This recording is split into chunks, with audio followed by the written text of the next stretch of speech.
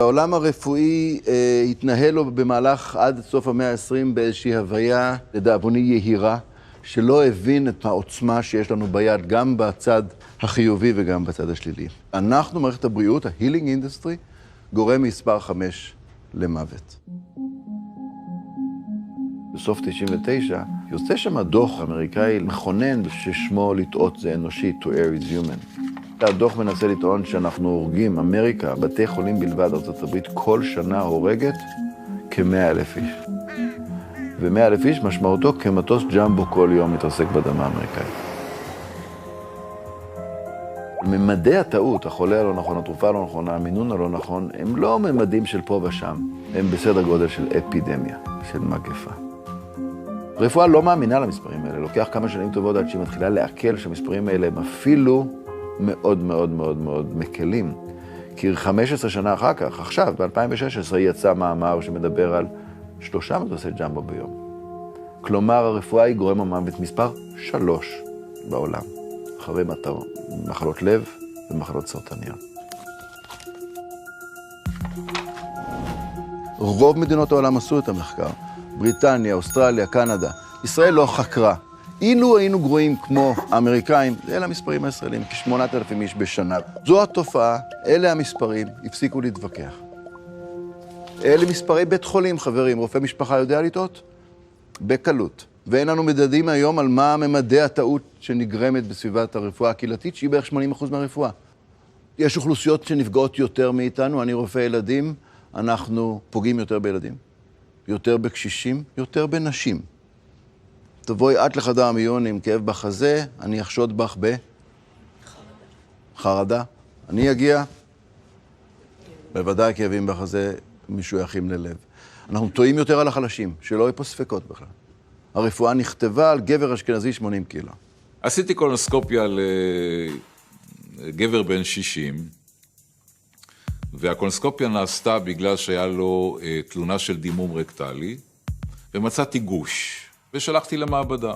אחריו נכנס חולה, גם כן משהו בין 57, 62, כבר לא זוכר. עשיתי לו בדיקה שהייתה לגמרי תקינה. אבל טעיתי בכתיבה, כי החולה הקודם, עדיין הגיליון שלו וכל החומר שלו היה מונח שם, ואני פשוט שלחתי את הבקבוק עם הביופסיה מהגידול, עם גיליון, עם השם ועם התעודת זהות של החולה שלאחריו. אני מהמחזורים הראשונים של בית ספר לרפואה בתל אביב, איש לא הזכיר את המילה פתיחות הטיפול וניהול סיכונים ברפואה. איש לא הזכיר את זה בכלל. אנחנו חשבנו שאם אנחנו עושים משהו, אז זה תמיד לטובת החולה, ואם אנחנו לא מצליחים, לא הצלחנו, אלוהים גדול, אתה יודע. רפואה היא מקצוע שולייתי. אתה מתלווה לסניור, אתה מתלווה לרופא הבכיר, ואתה לומד ממנו, ואתה לומד ממנו מה שהוא מלמד אותך. אתה לא לומד ממנו מה שהוא לא מלמד אותך. ואם הוא מתרכז רק בטכניקה, ורק במתי כן לעשות, ואיך לעשות וכו', ולא מלמד אותך איך לשמור על פתיחות המטופל, אתה לא תדע. טעות היא לא בהכרח משהו פסול שצריך להתייחס אליו כאל איזה חיסרון, כאל איזה אסון טבע. זה משהו שמאפשר גדילה, התפתחות, למידה. במקרה שלנו כרופאים, לטעויות יש מחיר לפעמים כבד. אנחנו בני אדם. אנחנו עובדים במערכת מטורפת לגמרי, עם תשתיות מבהילות בכל קנה מידה בינלאומי. אתה מכניס בפנים אנשים טובים, מצוינים, אבל כשהם עובדים בסביבה מטורפת, והם בני אדם, הם חולשות, עם זיכרון מוגבל, עם עייפות, עם לחצים, אז הטעות היא בעצם כמעט בלתי נמנעת. זאת אומרת, במפעל היומרני הזה שנקרא רפואה.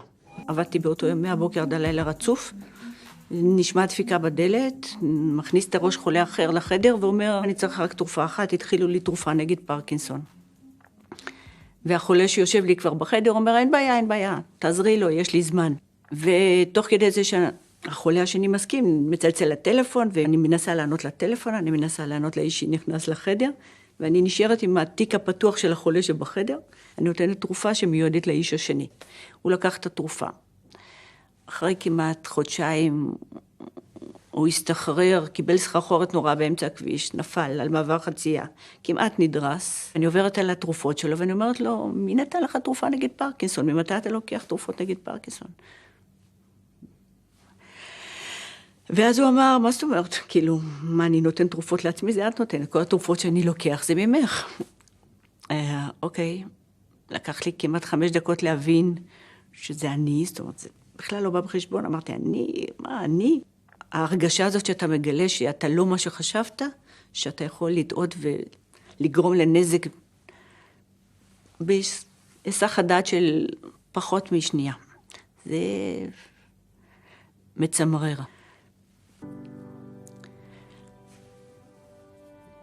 אני בן אדם כנראה, סוג של בן אדם.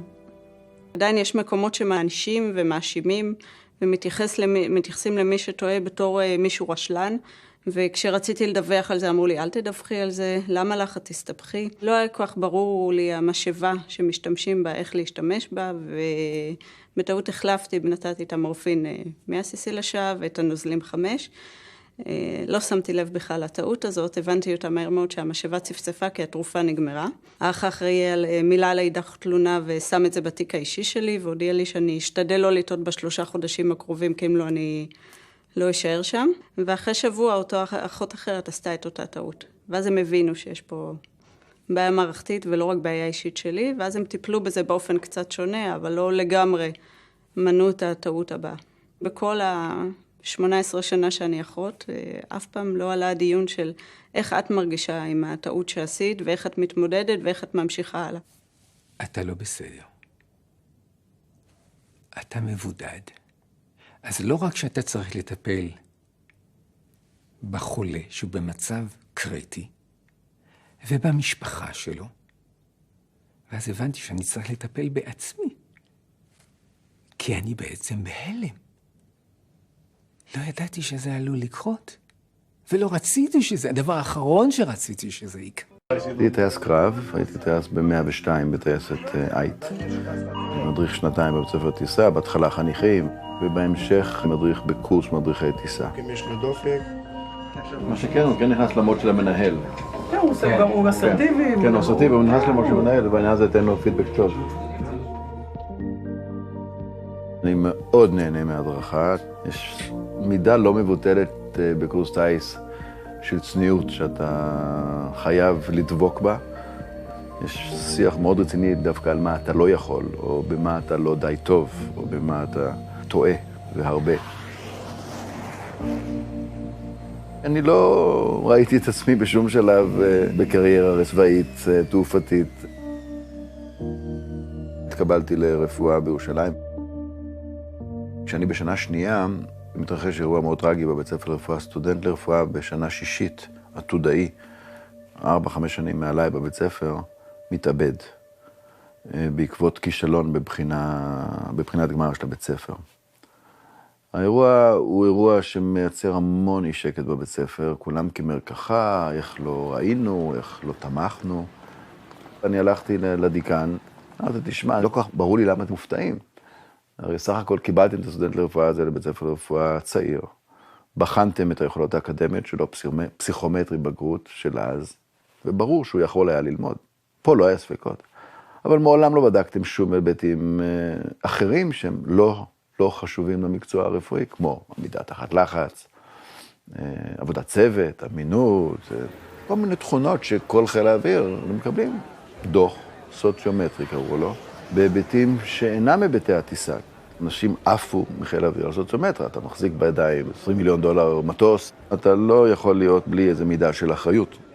אני מציע לדיקן שאולי כדאי שסטודנטים יקבלו הערכה גם על הדברים האחרים, ולא רק על היכולות האקדמיות שלהם. קיבלו 100 באנטומיה, זה לא נורא מפתיע, הם יודעים ללמוד. ואנחנו בעצם מתחילים בצורה מאוד דרמטית, קרוב לחלופי המאה, סוף המאה ה-20, מכניסים לראשונה בתולדות הרפואה הערכה של יכולות. זה די מביך.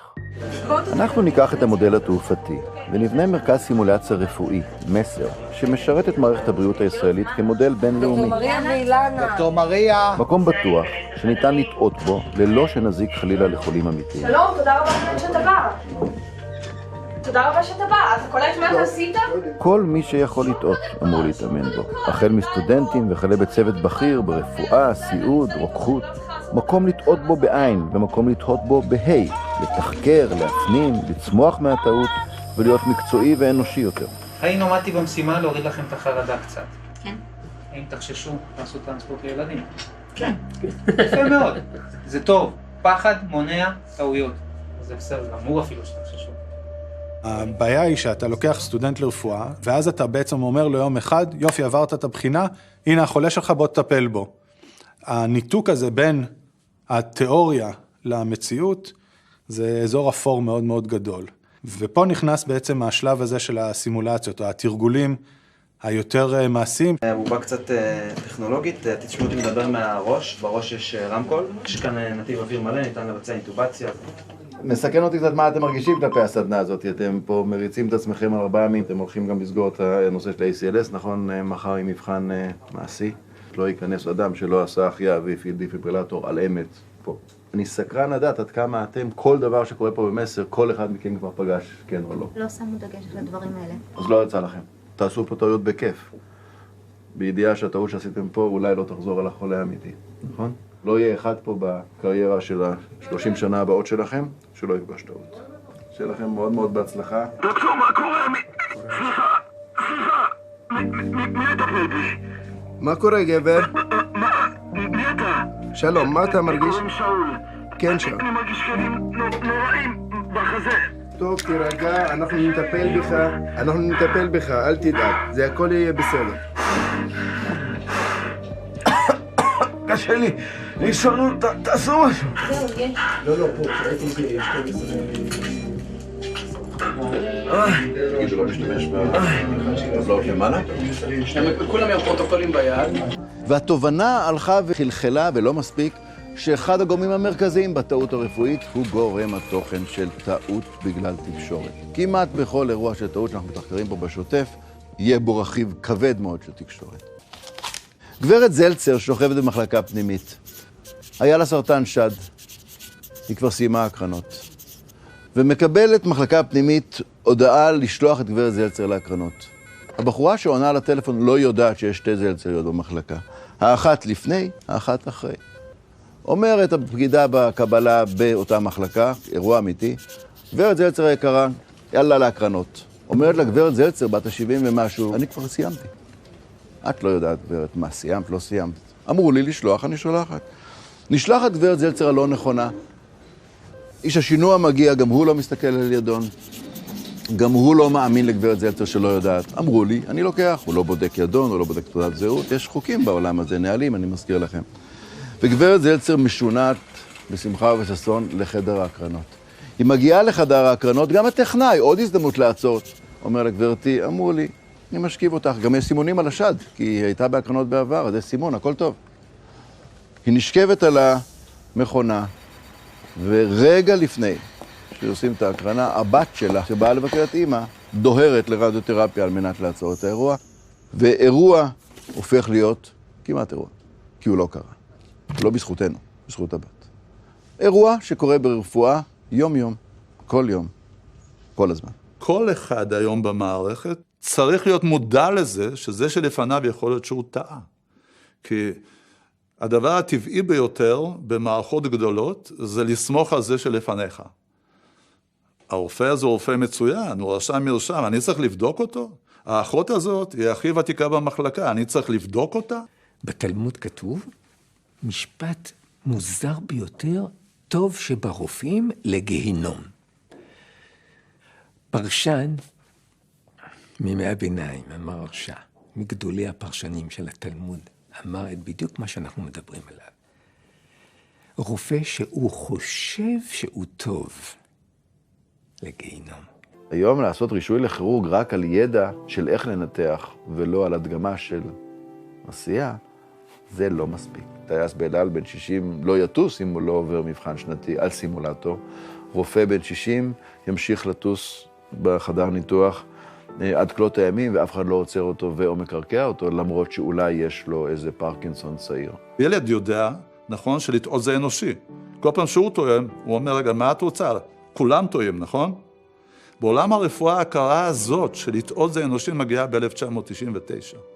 1999. זה לא שהרופאים הטובים לא טועים, והרופאים הפחות טובים טועים. זה לא נכון. כולם טועים. אנחנו כבני אדם טועים. השאלה היא, מה אנחנו עושים עם הטעות? תחשוב, אני נכנסת לחדר מיון עכשיו של בלינסון, בסדר? ספינת הדגל. יראו אותי שם לפחות 5 אנשים שונים. אם אני אכנס למחלקה ותשפז ל3 ימים, יראו אותי עוד 21 אנשים. אתה באמת מאמין שכל האנשים האלה יעבירו את כל המידע הרלוונטי מאחד לשני, ובזמן? ככל שאנחנו משקיעים יותר אנרגיה ויותר כסף בתביעות על רשלנות רפואית, הכסף הזה נמנע ממערכת הבריאות שיכולה לשפר את עצמה. בין 1.5 ל4 מיליארד שקלים בשנה מוציאה מערכת הבריאות על הביטוח לרשלנות רפואית. אתה קולט את הסכום הזה? אתה יודע מה אפשר לעשות בבית חולים ב4 מיליארד שקל בשנה? אבל אי אפשר לשקר לעצמנו ואו לציבור שהטעויות הן לא איזה... הן קורות לא פה, הן שם קורות. לא, הן קורות פה אצלך ואולי גם על אבא. קורות. הציבור הוא שחקן גדול מאוד במאבק נגד טעויות. אם הוא יחליט שהוא מצטרף אלינו, ככל שהוא רואה אותנו אויב, ככה יהיה יותר קשה לעשות את השינוי. מתי אתה עשית טעות כרופא? בוודאי. אני לא אשכח אותה.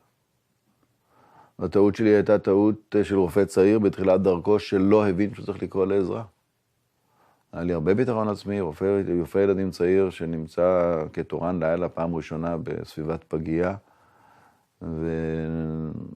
ונעשה כל הסימנים היו שם שזה כנראה יהיה גדול עליי, החייאת הילוד שנולד.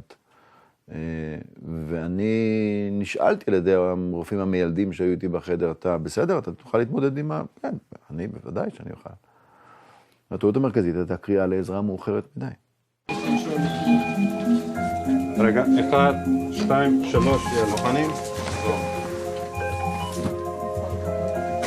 יש לכם דקה להוציא את החולה. חמצן. מה קורה עם המנשן? תצאו החוצה, אני רוצה להכניס את החולה השני. לא אוקסיגן? זה לא עובד? לא, זה... החולה מתדרדר, יש הפרעת קצב. עכשיו, בסיטי שזה לא הבית שלהם, הם צריכים להתחיל לחשוב על סדר עדיפויות, מה הם עושים, למי הם קוראים לעזרה, מה הם עושים. יש דופק בכלל? אין דופק. במוניטור אין. תראי למחלקה, אנחנו צריכים עזרה. טוב, כאן אנחנו סיימנו, תודה לכולם. תיקחו לכם 10 דקות להפסקה ואנחנו נחזור לחדר דיונים. שניכם עשיתם את הדבר הנכון, שהרבה פעמים אנשים לא עושים, כל כך עסוקים במוניטור, שלא בודקים דופק ולא שומעים קולות לב. אז עד פה מצוין. עכשיו בעצם מתחיל CPR שלכאורה, לא לכאורה בטוח, הוא מיותר. אולי נקבל הסבר על מה קורה במוניטור. זה טעות שהיא מאוד נפוצה, ולכן היא זכתה גם להתייחסות אצל האמריקן הארט.